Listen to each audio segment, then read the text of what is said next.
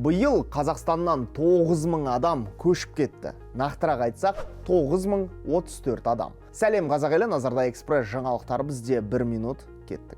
Ұлттық статистика бюросы былай дейді. Қаңтар-мамыр айлары аралығында елімізге тұрғылықты тұруға 6227 адам келген.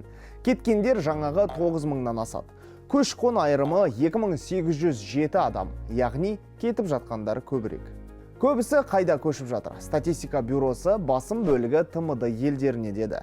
Келгендердің үлесі 85,1 болса, кеткендер 81%. Десе де еліміздің 3 қаласында динамика бар. Әдеттегідей Нұр-Сұлтан, Алматы мен Шымкент. 5 ай ішінде Алматыға 14481 адам көшіп келді. Нұр-Сұлтанға 12783, Шымкентке енді бірнеше есе аз, 1773 адам. Ақпараттың